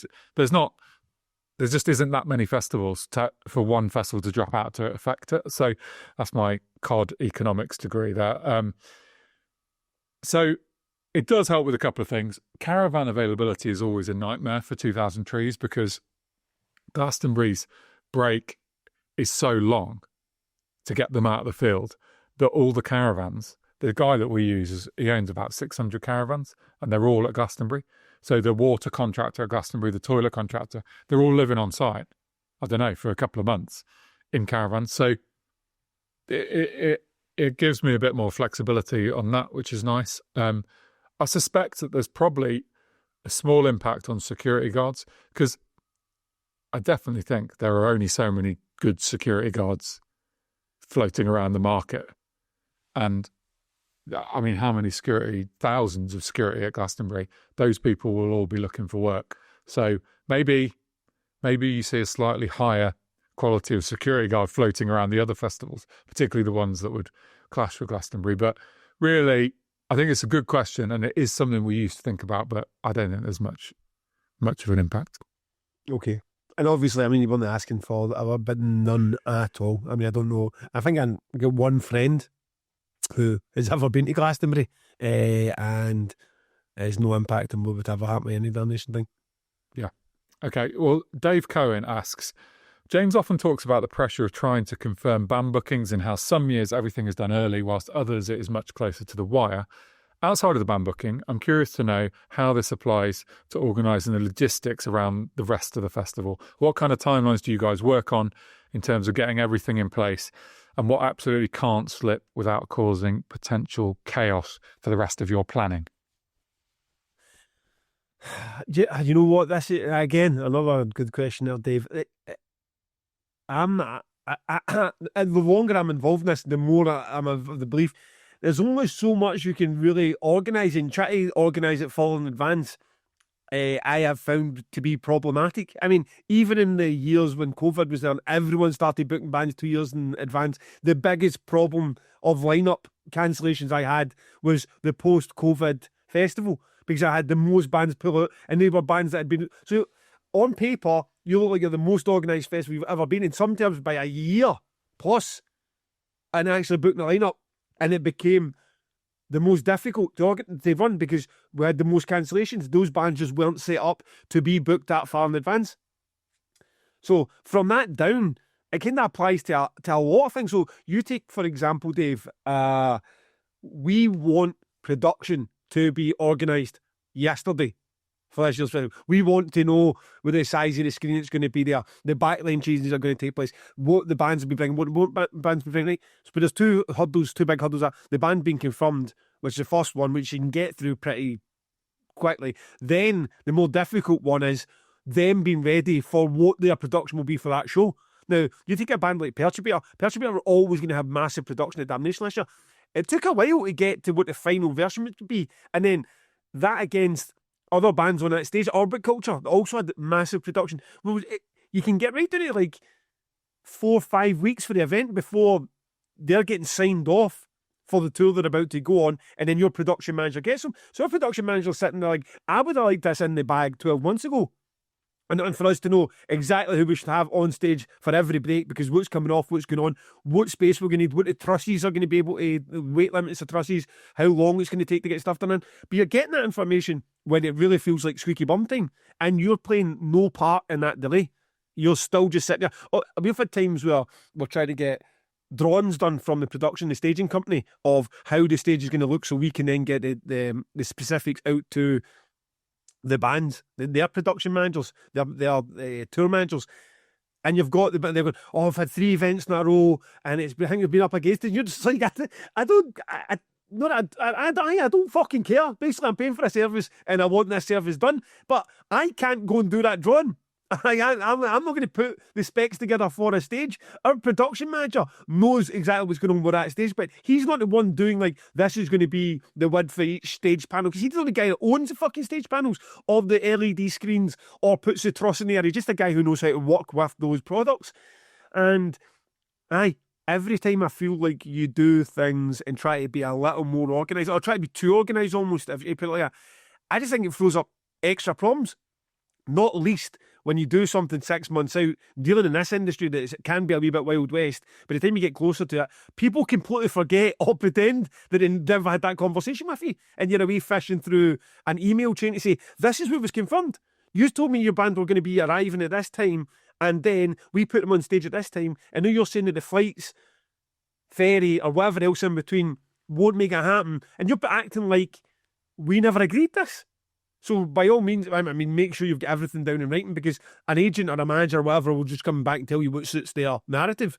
So in terms of these timelines, you want to be sitting in January and saying, oh, I've got my entire festival all locked up, all booked in, suppliers, everything else is done, and I'm ready to go. But it's not the reality for Damnation at all. And so much really serious stuff gets done in the final 6 weeks when it comes to suppliers. Like, we will have accessibility platforms in all 3 arenas, and we use the same supplier each time. But that conversation, I mean, he's not even willing to listen to you until you're 6 weeks out, because he wants to know what size you're and the size of platforms are. And you don't know what size the platforms are going to be until you know how many people that are bringing will have accessibility passes. And there's just so much that gets done really, really late that you'd think this is not the best way to do it. But trying it the other way can leave you with that supplier just forgetting all about your event at all, because it isn't like an accountancy firm. This world does not work like that. The paper trails are not everyone's that tuned in. There's a lot of people that are misfits and oddities in this business, and sometimes actually getting to them closer to the time works in the way that they do their work. So that's how I would explain the damage. It's not ideal, and it's for definitely losing some hair and going grey and what you've got left, but it is how we tend to get the best results. So, well, with us, it's the industry is very competitive in the summer over a lot of the equipment. So you do have to have a plan quite early. Now, this is made a lot easier by having long-term contractors that have been with you for years. So, for example, our fencing company, the pit barrier company, the trackway company, they just have us in their diary, right? They know we're coming. They're pretty relaxed in terms of, I will usually just say, we'll order what we had last year. I've got no idea how much trackway we had. So, for instance, last year at ATG, the trackway we ordered went down loads, and at Trees, the trackway we ordered went up loads for various reasons. The fencing usually just goes up a little bit each year. But you can book them early, and then you give them the detail a bit nearer the time. They know I'll be in touch. They want my business. It's all pretty chilled. There are a few things in the industry that don't feel that chilled. So stage marquees, there aren't enough, right? And you know how many fucking festivals, I feel like the explosion of festivals has not been followed by an explosion in stage marquee companies, because those tents cost well over 100 grand, right? So you basically just got more festivals all after the same fucking, look at Trees in ATG. There's 4 tents at Trees. There's 4 tents at ATG, including the main stage at ATG is in a marquee. So I will book that the week after ATG. I'll tell him this is what I think I'm going to want, and if I want to change it, I might be able to change it, but I might not, because they will then go to other events. And there's this weird thing that happens in the summer where all events for any given contractor, they sort of lock events in together so that the stage marquee company know they're going to take that tent down in a field in Cornwall, and they're going to drive it to Arctangent on X date, and they're going to put it up, and there'll always be like an urgency at the end of Arctangent. We've got to get that tent down first, because that's going to Hull to do this event. And it's the same with your fencing company, that they're not taking the fencing back to the depot often. They're taking it to the next event. They're just going from event to event to event. The pit barrier will rip out, and they'll go and put it up in another event. So you've got to get your dates right, and you've got to get it locked in. So stage marquees is a bit hairy, and main stages, big outdoor main stages, is just bonkers. I mean, there doesn't seem to me to be enough. And there's not just been an explosion of festivals in the UK, it's all over Europe, right? And these stages can travel. It's just you stick it on a truck. So having the main stage we have at 2000 Trees booked early is important, or getting them on a long-term deal where you're like, we've got a 3 to 5 year deal, the price is agreed, we're locked in. So yes, you should look early, but the reality is I wake up on January the 1st being like, I mean, most of these things I haven't done. So Like last week, I sent the fencing, the pit barrier, the trackway an email going, hey, just obviously we're here. Obviously these are the dates. Let's just pencil in the same amounts we had last year. We've also got, so the one thing I should have said is that the way we are set up as a festival is not the way most festivals are set up. There is a booking team for most festivals, and then there is a logistics team. So someone's doing the band booking. Cam at Download, I dare say, is not booking the trackway. I'm going to guess. It's just not, is he? And neither are his team. They're not even probably in the same fucking office or building as those people. Whereas we're small and indie, so we're all doing a bit of everything. So me, Si, and Rob are just so focused on band booking and sales that you can sometimes forget the production and logistics until sort of like now-ish. And I'm still like finishing the band booking and we're still thinking about sales. But you've got to get on with it. I mean, look, as an example, like the decking that goes in our stage marquees is done by Daryl, brilliant contractor. Been working with him for a few years. He knows I'm coming. Someone said to me the other day, Daryl's wondering where James has disappeared to. And I'm like, Daryl knows where I am. He's listening to this now, no doubt. Daryl knows that this is me booking you, Daryl. Daryl knows that we want him. He knows I'm not looking at other contractors. I know he'll give me a good price and he'll do a brilliant job. So that sort of long-term relationship is basically what you need. The only caveat to all of this is the things like telehandlers, buggies, generators that could not just be booked by festivals, they could be booked by the building industry as well, or the corporate entertainment industry. You got to get those in because you get to a stage where there are no buggies on your weekend or no generators. And the terrifying thing about festivals is that if you take any of the things I've mentioned out, there's no festival.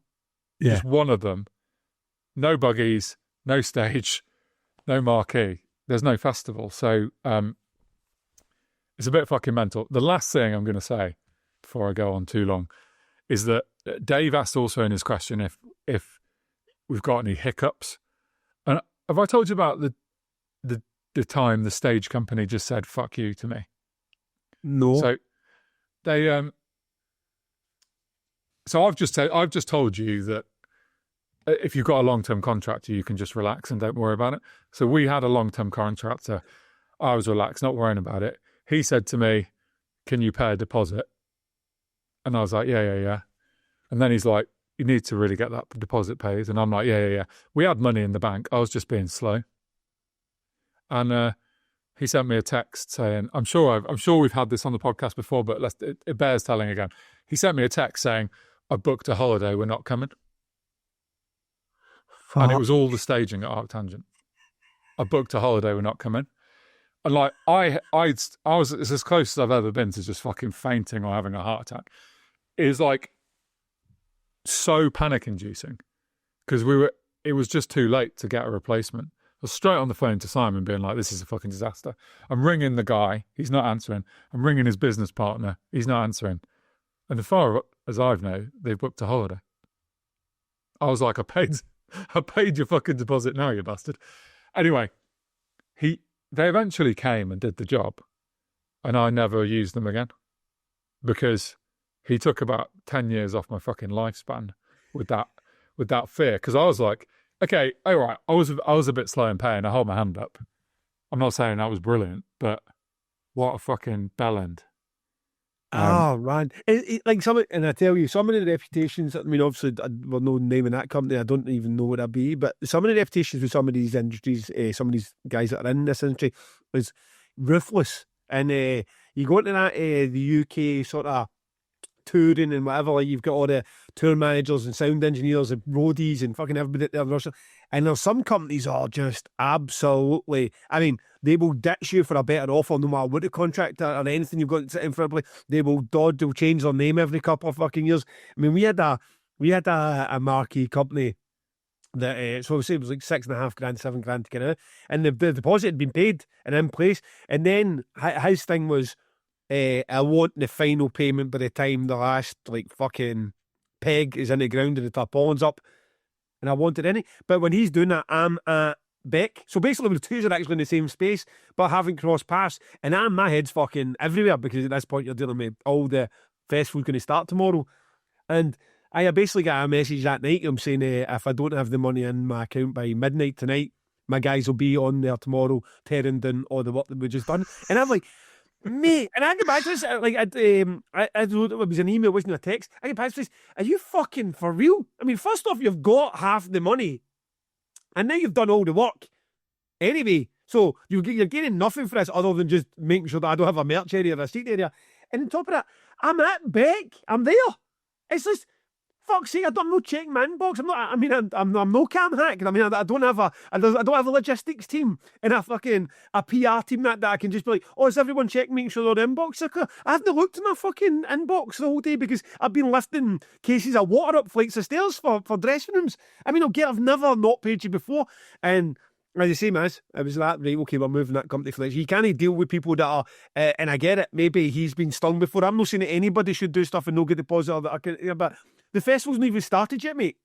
It's like, you taking that down tomorrow is like, it'll no stop the festival, but it'll create me some serious problems. And they're just, they can be ruthless. And then you get the contractors for the portals or maybe the medical services, and they're like, sending you an invoice, no deposit, sending you an invoice like 6 weeks later, like, whenever you can get to this, due dates next 29 days. Like, there is a strange, like, fucking swing on how people approach it. But and to be clear, it's no like the point I was making of it, there's only so organised you can be before you start tripping yourself up by people forgetting they've even done it. We have that same loose connect, like the dates go in, the tent company knows that we're going to put up the tent. The Portaloo guys know that. But if you try to phone them anywhere or speak to them before 6 weeks before that event, they're a bit like, just get in touch with me again sooner. It's happening. So if you need 50 Portaloos and you want 4 urinals, great. If you need 25 and 6 urinals, also great. I don't need to be dealing with you just yet. I'm dealing with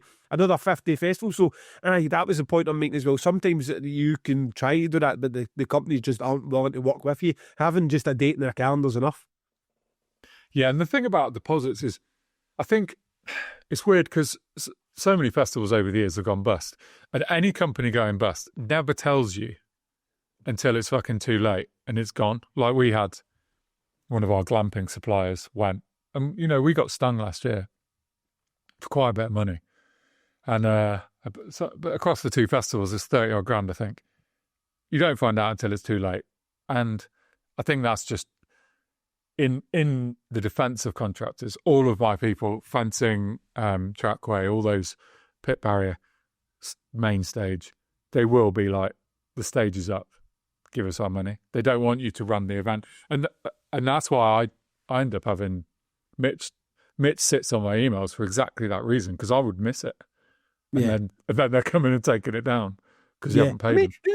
And that's, again, it's one of just like, it's getting sorted. I mean, if the agreement was you're getting paid before damnation started, you'll get paid before damnation started. But the gate's on the open yet, mate, and I'm coming home at the end of doing a day of fucking manual graft, like filling riders. Give me a second to actually get back to the inbox when we can do that. But in a follow-up to your question with or what you were saying about the glamping, did you not get anything back, even going through the whole sort of administrative sort of debt collection style? No, it's still ongoing, but the list of people they owe money to is quite big. Is that one of those ones? Even if you are successful, it'll be pennies in the pound kind of thing. Yeah. We've had it on other companies. Do you remember when the record shop FOP went bust? Yes. We've been selling tickets to them. And you look at the debtors and it's like, fucking, the list is massive. They owe someone 1.4 million and they owe you $3,000. It's just, it ain't fucking happening. And you know what? It's weird, but I went in so Damnation, there's no secret, Damnation last year done great business. It was the most successful Damnation we'd ever done by a considerable margin. I mean, probably twice as much as even the previous most successful. And I went into the accountants, and the accountants don't like money in your business account. They're like, the entire job here is to get that money out. And I explained to her, I've got such a working class mentality that I don't even see it as, I just see it as a big fucking chunky safety net that everything is covered twice over. So anything collapses. I mean, my entire festival collapses at the end of the year. I've got enough protection. I don't even need to cancel damnation going into 2027. And you can see that look in their eyes like, you've never been around rich people. I mean, this is rich people don't use their own money. I mean, it's like, it's all fucking reinvestments, this into that, and that money, and a debt can and you're protected for, like, you go down the fucking, and no one can chase you for anything. And I'm a bit like, hey, okay. I mean, I know, well, let's be clever about this, but I want, for my peace of mind, I want enough in there that I can be like, a damnation can collapse and I can still continue. Like, I can have a bad year, like a really bad year, and I can still take my future and my festival forward with it. And it's just as you're saying there, like, some of these companies, I mean, it's just ridiculous to me that a company would take the ticket money for Art Tangent, and even when they collapse that ticket money, when they just be sitting there like, okay, that needs to go back to Art Tangent, that they use that very last penny to pay whatever it was they were going to pay when we were firefighting to the point it collapses. I don't know if I could fucking live with myself. No, but people think this is not about the festival industry, just in general. You think you can save it, so you keep going. If you can spend someone else's money to save your business, you do, and then sometimes it ain't gonna work. Okay, well, before we get too deep into that, have we got time for another question? I think so. Just about. Okay. Wayne Dinsdale would like to know about camping field allocation. We are getting quite fucking nerdy with this one, James. You're totally right. Well done. You have picked some nerdy questions. Camping allocation, as in how do you size up a field and decide that a certain amount of tents will fit in? I've seen single people at festivals with 10-man tents and gazebos taking up extra space, etc. Is it a case of massively overcompensating or hoping most people will fit within some sort of guidelines? I mean, I suppose that is quite interesting because I've seen that. You get that, a couple show up and they take up tent space for like 24 people with fucking extra gazebos and a pool with their beers in it. And then you also see like 4 people stuffed into a 2-man tent. So how do you balance that? Well, you might be surprised to hear that it's actually more of an art than a science, really. Like, this is the answer for my festivals, 10 to 20,000 cap. I'm not talking about if you're running Glastonbury, because I imagine you've got to be a bit more scientific about it.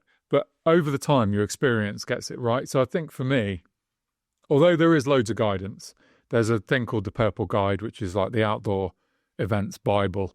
And it gives you some ideas about how many tents you can fit in a field, how many people that would mean. But it does depend heavily, as the question sort of alludes to, on the type of audience, how big are the tents they're bringing, are they bringing gazebos? I mean, I used to go to Reading with my friends with spare tents for our food and fucking a big fucking fence around our area and all sorts. Obviously. And a gazebo, and everyone fucking hates you. But for me, the most important thing is that you get year one right, and it's massively bigger than you would need. Because I feel like actually really knowing how big a field you need is impossible, because you don't know the profile of the audience exactly. So anyone who came to ATG in the early years will remember that, and trees, will remember that there was acres and acres of campsite, right? And that wasn't just because the sales weren't exactly what we wanted. It was because we didn't fucking know how big a field. So you have a massive field, it's not full, and then you know, like, okay, that many people equals that much space taken up. And from there, you just roll it year to year. We send a drone up every year. You either Shifty or Brendan sends their drone up. So we've got on sort of Friday afternoon, Saturday morning, we know exactly how busy the campsite looks, and we know which areas of the campsite weren't busy. And then you go, well, next year, what's our capacity? Oh, it's going to be 20% more. Well, do we need more camps? Do we need another field? That, of course, doesn't take into account that we had that problem at ATG last year in VIP where there was space, but people didn't know where that space was.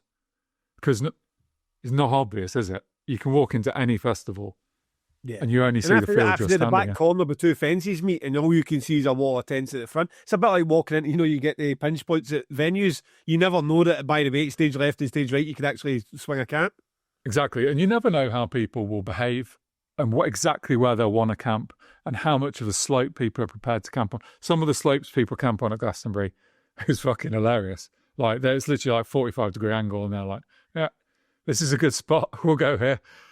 And we used to go to sleep at Reading because we always used to get there early. They used to open early. I think we were potentially there 2 nights early, and you'd camp and you'd think, yeah, this field's full, and you'd wake up the next morning, and you're like, fuck me, now it's full, and then there's like another third of the tents of every little patch of grass. So people will, in order to get good access to an arena or be near to toilets or showers or whatever, people will go into mad spaces. So it's really, the way we do it is not a science. And I would roll that into capacity calculations in marquees as well, in that you can follow the Purple Guide's calculations, but there's also understanding your audience and knowing where they'll flow and knowing when people will be put off about going in a marquee to watch a band because it's too busy. So yeah, there's a lot of gut feeling in there, which is probably not the answer people expect or want, but I think we're pretty good at it. But yeah, imagine you think you go camping your whole life and you go into camp and what you actually get anything isn't a music festival, Leeds or Reading or Download, and try and compare the two. It's not like you're just a regular camper that goes into the campsites and enjoys the outdoor life, and you compare that to what you look at Download 2006 or 7. It's two different worlds. It's like you would not believe that two zips of opposing tents would be face to face with guy ropes cutting across them, with people like bobbing their head out and then bumping it in the other person's tent. But that is, you can barely walk between the tents, even with stepping on people or tripping over guy ropes at some of these major festivals, and that's how people will live for 5 days. We'll never ever think about, you've done that in a normal campsite, you would demand your money back. You wouldn't even set up your tent. It would just, so it's how could you possibly say, okay, well, this square meterage is what we'll do for people, when fuck, you go to Download, you have about 40 people into the same space and have done. So I get that, but and then that confusing one as well, where you have the space there but people don't have eyes on it, so then it's a bit like they're just, the busy bit's getting busier and busier and the complaints are starting, yet you just went 40 yards in this direction that you can't see. You can have all the space in the world. Yeah, it's a tricky one. Okay, it's actually my least favourite radio call is we think we're running out of camping space, because that's not a good place to be, but we never have. Okay. Last question? I can do. Okay, Scott Bamford says, Bandcamp have banned AI music, but how can you have a cut-off with technology, and where would you place it? Understanding your interest, like mine, is in live music, so it's more difficult to hide, but with backing tracks and samples are often part of modern live music, where do you stand on this issue?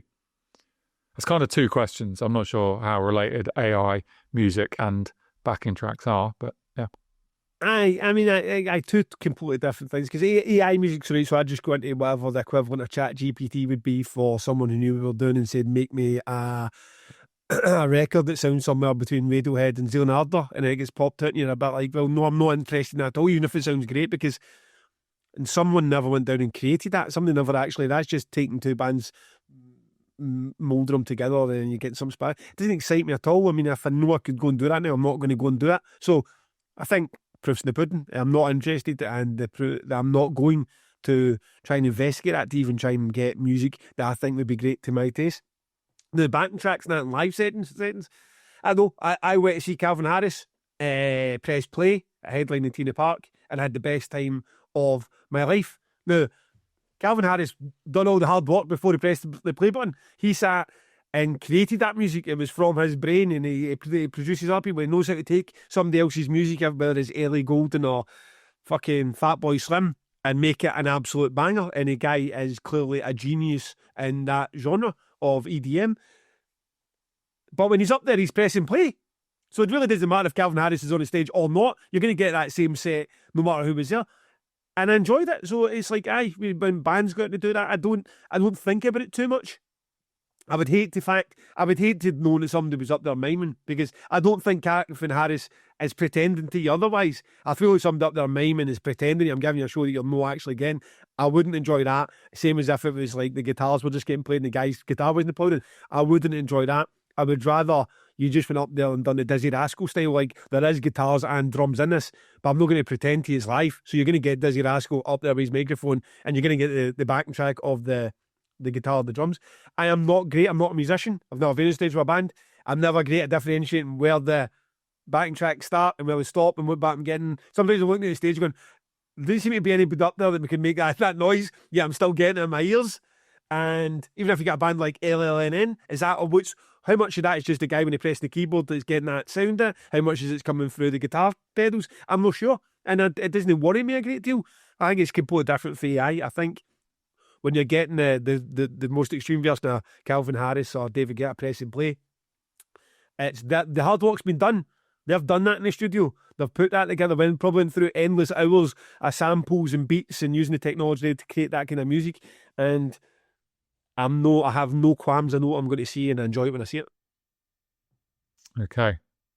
I mean, this is my least favourite type of question in the podcast because I feel like there's a bunch of people listening where they know more about this than I do.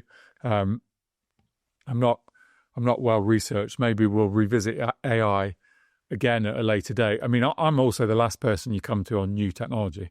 I was the last guy in the fucking universe with a mobile phone.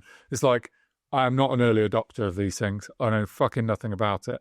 And I suspect, here's what I suspect is that there's not a lot of nuance in the conversation about AI and music. So I think you'll find that loads of creatives are using AI for things that aren't fucking cancelable offences, like people like going in and going, make me a song that sounds like Metallica, or make me a gig poster that looks like 1980s Slayer.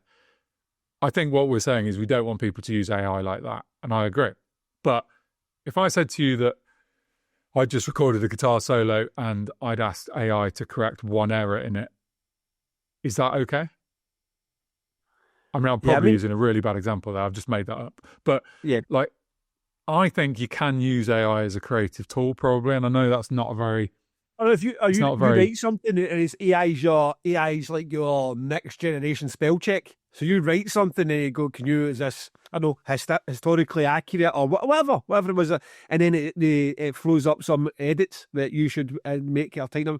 Is that then, does that discredit everything you've done in that 10,000 words because you've used the tool to help streamline it? Or is it just like, no, you have to go? And then if you start doing, you pull back the layers now, and then you're going to be like, right, okay, are you playing God because you get fucking some open heart surgery you couldn't get 2,000 years ago? And what part is, it just starts to get real, the nuance starts to get to the point that you get, it's a ridiculous conversation. So I actually get a wee bit, when the AI thing up, I think if you're generating, spitting out AI artwork in it, I think it looks shit. It probably will get a lot better, but look, shit, at the minute it is taking away the work for the people. But then I think I worked in an industry where pages used to get put together in plants and people with fucking almost typewriter style. And then all those people lost their job because a computer came along and then could do it. And there was a real pushback, don't have a computer. And you're a bit like, sometimes industry does, or technology does supersede what's there. And you need to be, like, I think when you get the people get worked up about Shifty who's sitting here spending hours and hours now producing this and putting on the graphics and the overlays and all that and following on for the stuff Bri did, like poking up the wee bit about the jug of joy for a bit of fun and then suggesting that Shifty should be aware they are hand-drawn, these jug of joy. But I think that's just you. You're so far into the corner that AI is going to be, in 10 years, running bits of the world and you're still going to be your gramophone. I sometimes just think, if you're not stealing work from people, if you're not producing shit quality content, I mean, don't get too dramatic about it. But in terms of this, I mean, a band, I'm not interested in this band. I'm not interested in hearing Holding Absence version of an AI band at all. No, of course not. But like, if I said to you, like, a festival poster, if I asked an AI to go and look at my festival poster and check if every logo was centrally and horizontally and vertically in the center of its space, that is. You could argue is taking work away from a designer, but if the designer is asking it to do that, is that a bad thing? I don't even know if AI can do that. And therefore, this feels like I'm in the pub just spouting shit that I don't really understand. But I just suspect there's a lot more nuance than just being like, it can't happen. And it's fucking happening. But let's not let people make AI music. Not full AI music. And then also with that ad, because there was a question previously, I don't know if I forgot to, and I typed in what apps use AI, and like get 5 or 6 or 7 of them, but like your general, I don't know if it was Spotify or Linguistic app or whatever, there was AI in a bunch of them at your Alexa, and then you're a bit like, again, back to, if you've got an Alexa in your house, and you're going, oh, this, that, next thing, and then you're coming on and you're fucking spouting off the internet about a gig poster for some DIY crust fucking thing that the people are all losing money on. Everyone involved is losing money, very passionate, and you're saying, oh, lose some more money and go and pay a graphic designer to do your thing. You're like, I mean, don't shout at your Alexa and then fucking go and have a go at the guy on the internet. It's just, it's fucking tiresome. Yeah, agreed. I mean, yeah. I feel like we're going to get everyone going, no, you've got that. I'm not even You've got that wrong. But the thing is, I'm not even pro AI at all, and I'm doing nothing to support it. I'm just like, sometimes it gets like, like every time it's like, if you're eating avocados, but then your next thing is like, oh, you can't shop at fucking Puma. And you're a bit like, well, what moral standpoint are you taking? I mean, it's like, they can't just all be following line with you because this is the one you feel strongly about. So, I don't have a strong stand, but it does get we do have an audience, and we're from this decade, the world where it's like, AI is the worst. Whatever. Just, you mention it, it's like people who don't, you say vaccine now for like polio, and in their head it's like, oh, this is a COVID thing, don't take vaccine. No, it's just, it's a term, right? It doesn't mean everything attached to it's fucking wrong. And how the fuck did we end up in this? And that's pathetic. Who knows, mate? Who knows? Some good questions, though. Keep your geeky questions coming, everyone. Tell me all about our mate Lou. I will tell you everything about our mate Lou. He runs a wonderful sauce company called Lou's Brews, and I was on the page today, and it has a wonderful selection of sauces. Now, if you are someone who likes it hot, see if you hear us talk about anal vomit, you're like, you know what? These are all just fucking little girls, and I like my sauce. Well, this is the time for you to go and prove it. Both his anal vomits, which are so expensive, the most expensive one he does, up to £12 a bottle, because he puts about £1 billion worth of expensive chilies into it, and it's a collab with another company as well. So there's probably not a lot of profit margin on him. He has, one of them £7.50 now, another one I think is £8, so you're getting a few quid off your anal vomit if you want to show the world just how much a hard man you are. Or hard woman. Go for it. Get your anal vomit. Let us know how that got on in your daily salad. If, like me, you cannot take spice like that, he has a wonderful selection in the middle. All those middle, the heat ratings on them you can get for the Lord of the Wings to the Damnation sauce, the Two Promoters, One sauce. And then he's even got the back of the vegans. Now, most of these sauces are vegan. You're probably like, you look at a buffalo sauce or you look at a hot honey style sauce, like, with the butter or the honey, I'm not going to be able to try that. He's even got your back. He does his buffalo wings. So he puts the butter in the quotation marks. Buffalo butter wings, which is a beautiful buffalo. So my son's girlfriend, who isn't vegan, oddly enough, it's her favourite sauce that he does. She absolutely loves it. And he has a Thai, my darling. Nice wee play in the Misfits. And also that's a toffee apple with vegan honey. So it's a hot honey toffee apple. Beautiful, beautiful flavour in it. Again, you can have something before probably thought, nah, that's not for me. It is for you. Lou has got your back. And I would say throw in a wee fiery mango, a wee black garlic and truffle. You get yourself a nice wee mix of not too hot ones. Or if you are a maniac, go and treat yourself to the sale of the anal vomit efforts he's got in there. Pod 15 at lousbrews.co.uk. 15% off your order. Go and enjoy some lovely flavours with your lunches and dinners. Fantastic. Right, on the record, my song is A Wave Across the Sea by the greatest British rock band of the last 20 years, Arcane Roots. Brilliant reintroduction to the band, this is. Feels like it picks up where the last album left off. So if you like that, you're going to like this, which means it's experimental, but it's also filled with hooks and filled with riffs. I love it. Can't wait for more. Fucking can't wait to see him twice at Trees and once at ATG. I want Gav to listen to the album Melancholia Hymns and tell me what he thinks, because they're fucking great. Done. In fact, that's where I'm going to do it, because earlier today when I just switched on the shuffle because I had no idea what entry point I would go with, I now know. I will listen to the new track and then I will go and listen to a record that you thought was the second best record of the decade. I am going to go with Lagrimas. I'm trusting my pronunciation at California band Lagrimas. Now, I said a wee bit about them last week. I saw there was a great reaction online for the people that either checked them out or the people already knew about them. I loved the band. Gillian Carter put them on the record for about almost 2 years ago now. And it was called Power Violence. Well, this one was Emo Violence. So Power Violence is like Nails adjacent bands. Emo Violence is like, has that speed in it, but it's got that, I don't know, sense of, I don't know, melody about it. This is apparently emo crust. So it's like a crust bands, but done with a sort of emo flow. I would describe it better, as I often do, as somewhere between a Gillian Carter and Envy. It has the sort of ferocity and the speed of a Gillian Carter tune, but it's got a bit of the depth and emotional, I know, a sense of hope, a sense of something about it, and there too. I actually think listening to something you quite enjoy, because I don't understand why you don't like the Gillian Carter style. Well, this is just got something more about it. There is, like, if you had post metal with a fast forward button, it's got a wee bit of that about it. The opening track, Life of Destruction, is probably a good example of what this band's all about. So you'll know within 2 minutes whether it's something for you or not.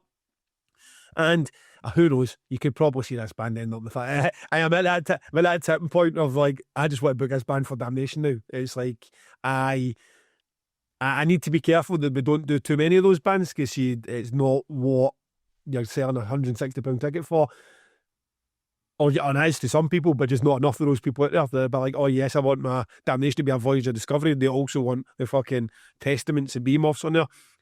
But at the same time, great music is fucking great music, and you're a bit like, this is just too exciting maybe to pass on. So who knows? I am there. Don't, by all means, if you have listened to this band, this is the first time listening, and you're like, no, I've been doing it to see that band on Damnation, then help tip me over to the point that I will make the offer and we'll maybe have them there. But Lagrimas, Life of Destruction, great band. And just like that, a wee podcast with a bit of everything I thought there. Bit of exclusive news without tangent, a wee bit of nerdiness with some of the questions. Quite enjoyed that. Yeah, it was good. Enjoyed it. I'll see you next week, mate. You will see me next week.